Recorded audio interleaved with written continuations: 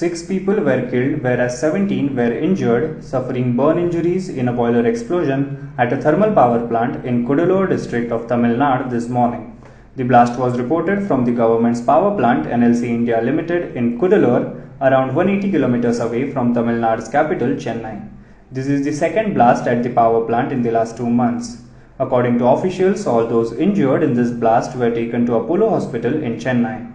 Moving on to the next news, the early morning terrorist attack on CRPF in Jammu and Kashmir's Sopore left one soldier and a civilian dead. Heart-wrenching images from the site of attack now show a 3-year-old boy who sat near his grandfather as he was lying dead on the ground. The boy, crying inconsolably, was trying to wake his grandfather who was bleeding. According to the reports, the boy was numb and scared after his grandfather was caught in the crossfire. The boy, miraculously enough, survived. In images from the site, it can be seen a Jammu and Kashmir police officer taking the boy away from the crossfire site and carrying him to his house in his arms. Moving on to the next news, as both the Indian and Chinese militaries continue to engage in talks to defuse the tension in Ladakh region, sources say Pakistan has started moving troops along the Gilgit-Baltistan area and the Chinese army is holding talks with terror organization Al-Badr to incite violence in Jammu and Kashmir.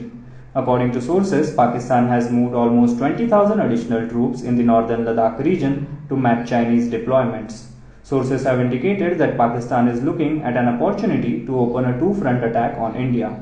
Meanwhile, there was a series of meetings between the Indian Army and the intelligence officials to discuss the looming threat. Moving on to the next news, India will not allow Chinese companies to participate in highway projects, including those through joint ventures, Union Minister Nitin Gadkari said today amid the standoff with China at the line of actual control in Ladakh.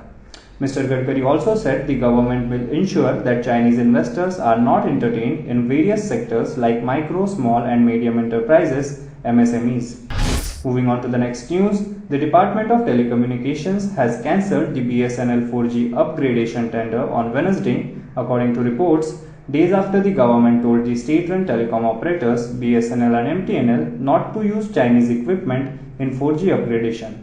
The center had issued these instructions after 20 Indian soldiers were killed in a violent clash with the Chinese troops in eastern Ladakh's Galwan Valley region. Now be the first to know about the latest updates on our new news app. Go on your Android or iOS, search for HW News Network. Download our app, choose the language you prefer to get updates in, and be up to date with the latest news.